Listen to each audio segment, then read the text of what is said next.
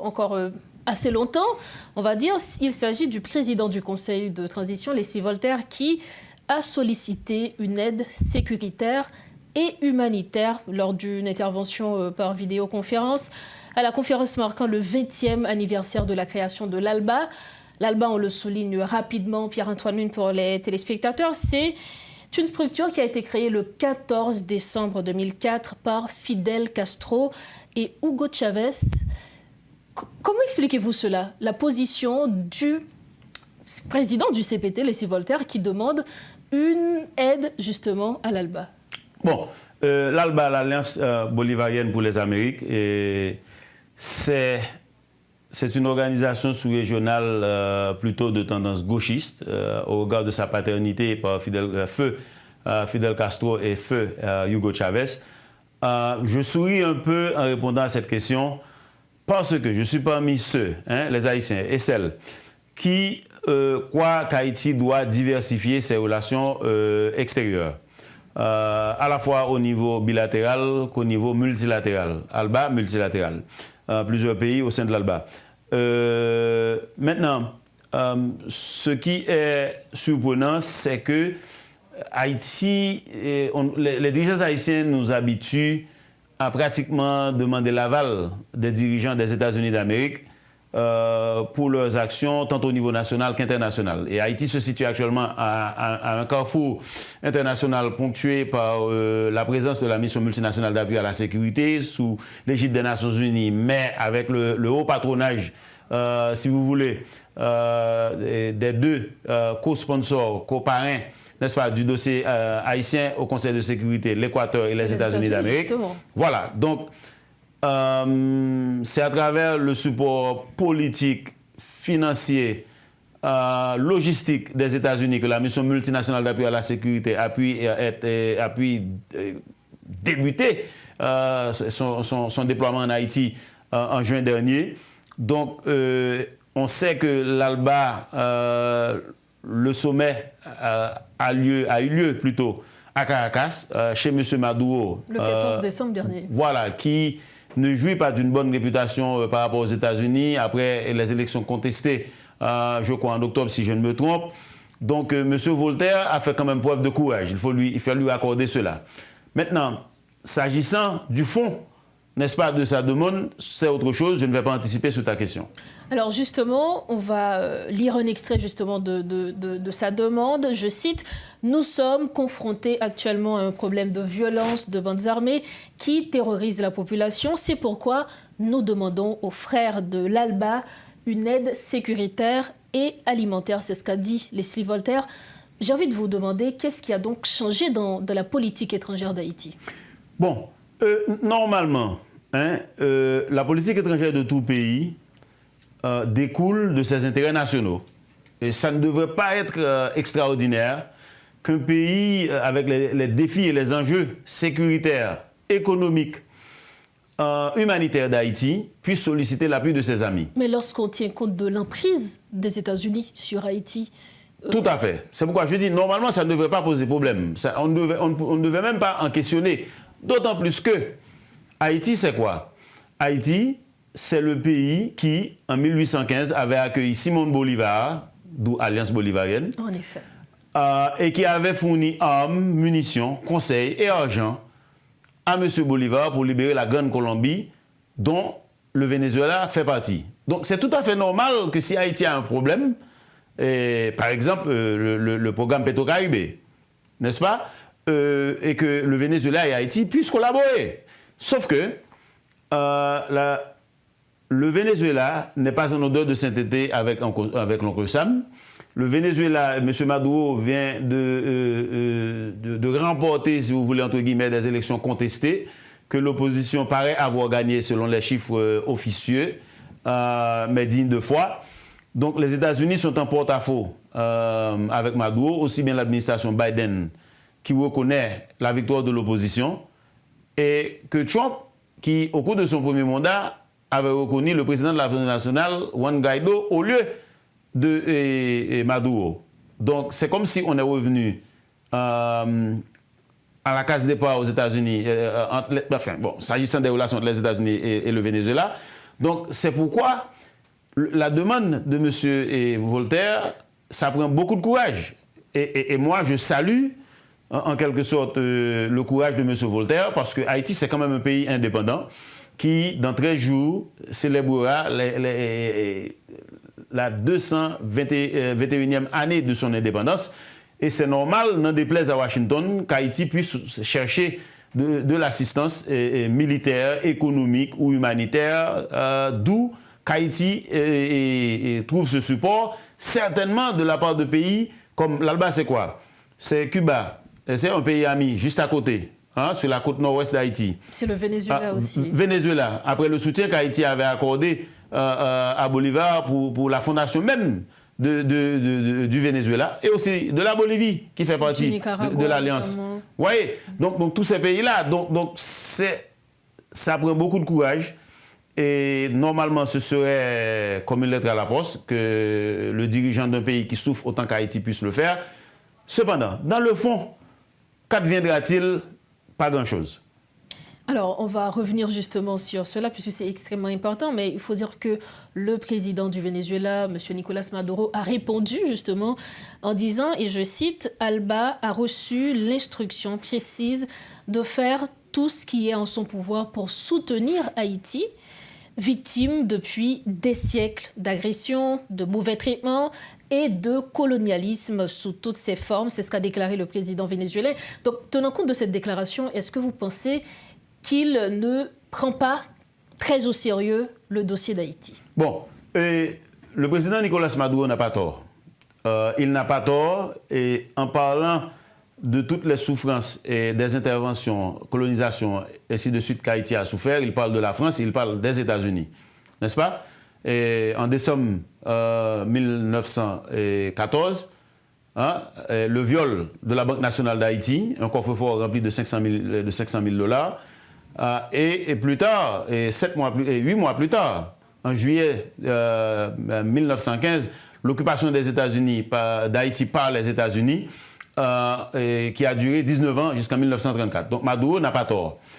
Maintenant, dans le fond, est-ce que le Venezuela, qui souffre beaucoup, énormément, qui fait l'objet d'un exode de la part de sa population, qui immigre à la fois vers les pays frères de l'Amérique du Sud et aussi aux États-Unis d'Amérique, est-ce que le Venezuela dispose des moyens de sa politique? Pour le moment, économiquement, probablement non.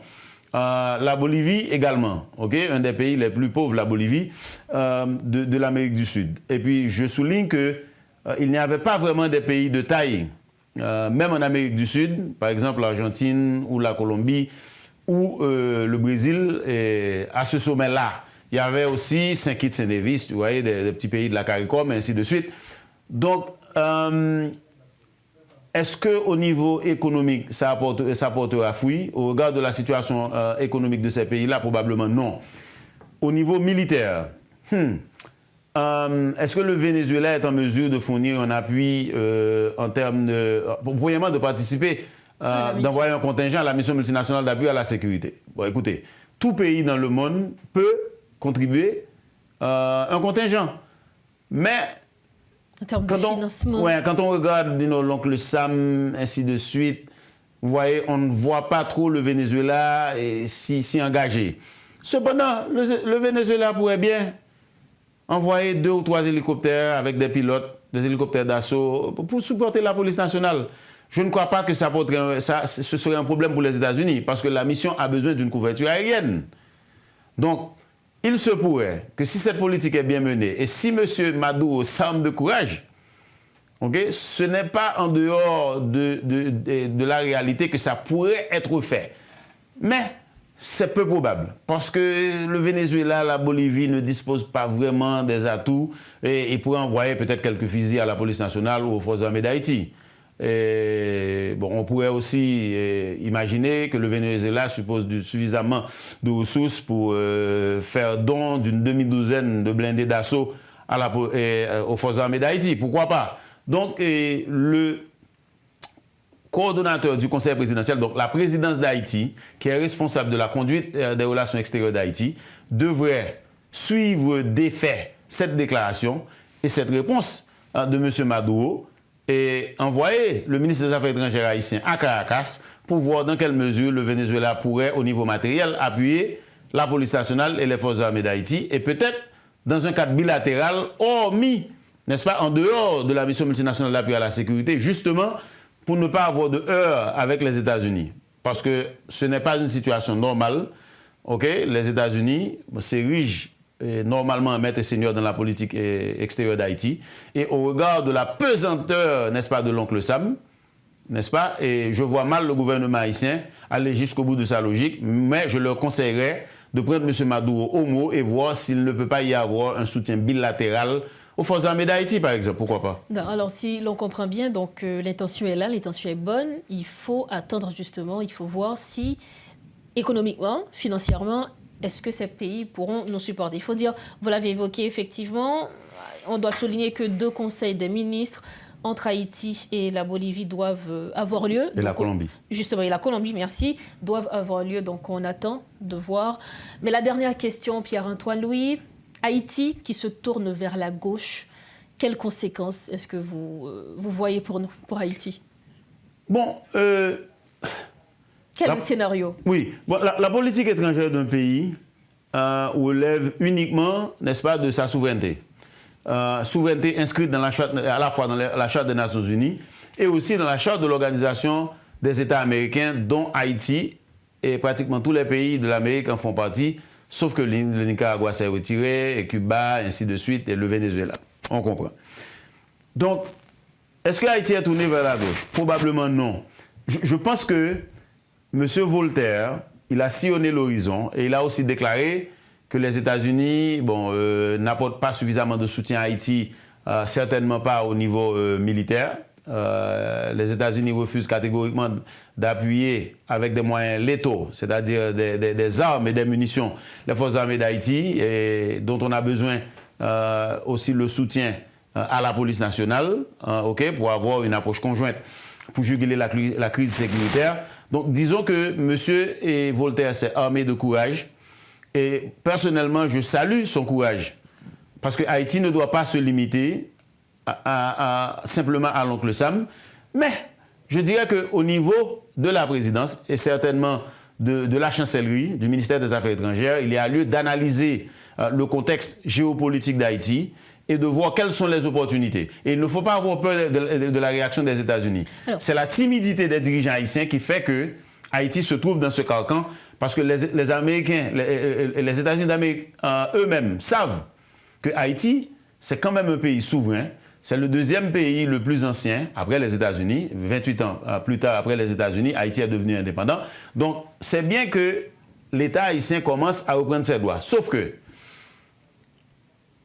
M. Voltaire doit aussi comprendre, et nous, Haïtiens, nous devons comprendre, que c'est vraiment malheureux qu'un pays qui est sur le point de célébrer sa 221e anniversaire, de compléter sa 221e année d'existence, n'est pas capable d'accomplir le premier devoir d'un État, de sécuriser son territoire, la population qui y vit, ainsi que ses biens. Ces premiers bagailles où l'État supposé qu'a fait. Et si l'État n'a pas fait ça, côté que Kounia, ou pratiquement prend Kouiou, ou a demandé l'ONU, ou a demandé les États-Unis, ou a demandé ALBA, Alliance bolivarienne, ou trouve nos mishmash. C'est quand même à la veille de la commémoration, de la célébration de la 221e année de l'existence de ce pays, que le cadeau de Noël que les dirigeants haïtiens pourraient faire à ce pays, c'est de faire la paix, c'est d'instaurer la stabilité, c'est de restaurer la sécurité, parce qu'on voit mal comment dans 11 mois, le dernier dimanche du mois d'octobre, il va y avoir des élections dans ce pays pour que le 7 avril, un nouveau gouvernement puisse prendre fonction. Et on ne s'en tient qu'à demander de l'aide aux pays étrangers pour sécuriser le pays. C'est ça qui est aberrant. Dernière question, vraiment dernière question. J'ai envie de vous demander, est-ce que cela ne peut pas être un coup de pression, par exemple, sur les États-Unis, vu que l'on sait que les États-Unis tardent à donner le financement nécessaire pour cette mission multinationale? Tout à fait. D'autant plus que aujourd'hui, c'est le 19. Demain, c'est quoi? Juste. Le 20. Donc, dans un mois, un jour, Trump devient président. Voilà. Maintenant, on prête à M. Trump, ça me permet de dire, on prête à M. Trump ses velléités isolationnistes, qui signifie que les États-Unis ne veulent pas s'immiscer dans les affaires des autres pays, ainsi de suite. C'est en fait faux. M. Trump ne pourra pas ignorer, à 100 minutes de vol de Fort Lauderdale, de l'aéroport international de Fort Lauderdale, de l'aéroport de Miami, un pays dont l'État est complètement failli, qui est en proie à des crimes transnationaux, dont le trafic de stupéfiants, de manière effrénée. Haïti est un point de transit. Haïti ne produit pas de stupéfiants, mais est un point de transit, une plaque tournante dans ce sens, vers les États-Unis. M. Trump ne pourra pas ignorer la débandade qui se trouve en Haïti, la possibilité que des terroristes étrangers s'allient aux terroristes haïtiens pour causer davantage de dégâts dans la zone en termes de menaces à la paix et à la sécurité internationale. Il ne faut pas penser d'avance que M. Trump ne sera pas encore plus engagé au niveau du rétablissement de la sécurité en Haïti. C'est simpliste de penser qu'il est tellement isolationniste que ce qui se passe en Haïti ne va rien dire. Parce que les États-Unis demeurent les États-Unis et, selon la doctrine de Monroe, souhaitent que la paix règne, que des menaces externes ne sévissent pas dans la région et que, donc, si c'est un moyen de faire pression sur les États-Unis, même à l'avance de l'arrivée de M. Trump,